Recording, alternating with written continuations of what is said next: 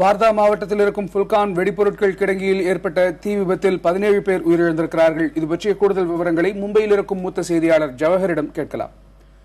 ஜவஹர், இந்த விபத்தின் காரணமாக பொதுமக்களுக்கு ஏதாவது ஆபத்து ஏற்பட்டிருக்கிறதா? இந்த விபத்து எப்படி ஏற்பட்டது, விரிவாக சொல்லுங்கள்.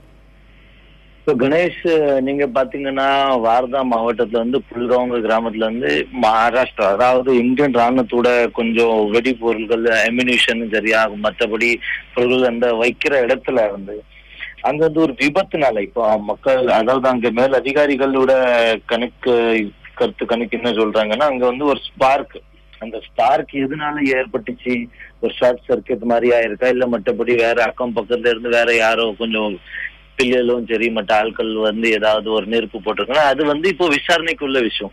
மற்றபடி கணேஷ், நீங்க பாத்தீங்கன்னா இதுல ஒரு 17 பேர், 17 ராணுவ அதிகாரிகள், அதுல 2 அதிகாரிகள், மற்றபடி 15 பேர், 15 சிப்பாய்கள் இதுல உயிர் இழந்திருக்காங்க. அதுக்கு மேல்பட்டு நீங்க பாத்தீங்கன்னா குறைஞ்சப்பட்ட ஒரு 20 பேராவது இதுல காயப்பட்டிருக்காங்க. மற்றபடி அந்த கிராமத்துல உள்ள ஆட்களை உடனடியாக வேற ஒரு இடத்துக்கு, அதாவது ஒரு பாதுகாப்பான இடத்துக்கு கொண்டு போயிருக்காங்க. அந்த பாதுகாப்பான இடத்துல இப்போதைக்கு அங்க கிராம மக்களுக்கு இதுவரை ஒரு ஆபத்து கிடையாது. ஆனா மற்றபடி அங்க விவசாயிகளும் சரி மற்ற விவசாய பொருட்களுக்கான நிலைமை இப்போ கொஞ்ச நேரம் கழிச்சு தான் தெரியும். கணேஷ், இது பற்றி அதிகாரப்பூர்வமாக ஏதாவது ஸ்டேட்மெண்ட்ஸ் இது வரைக்கும் வந்திருக்குதா, விளக்கங்கள்?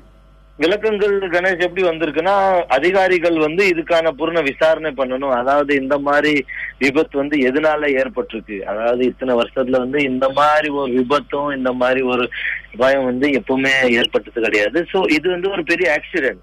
இது ஒரு மேன்மேட் ஆக்சிடென்ட் தான், ஒரு இயற்கையா நடந்தது. அதுக்கான விசாரணை நடக்கும். ஆனா இப்போதைக்கு அதிகாரிகளோட முக்கியம் வேலைகள் எப்படின்னா, அங்க உள்ள ஆட்களை பாதுகாப்பான இடத்துக்கு கொண்டு போய் மற்றபடி வேற இன்னும் ஒரு சேதாரமும் சரி வேற எந்த மாதிரி நஷ்டடி இல்லாம நடக்கிறதுக்கான ஏற்பாடு இப்போதைக்கு அதிகாரிகள் பண்றாங்க. மேல்பட்ட விவரங்கள்ல இதுக்கான என்ன காரணம், இதை நிறுத்துறதுக்கும் சரி இதுக்கு பின்னாடி வேற யாரும் சதி பண்ணியிருக்காங்களா, வேற என்ன காரணம்னுட்டு கொஞ்ச நேரத்துல தெரியும். கணேஷ், தகவல்களுக்கு நன்றி ஜவஹர்.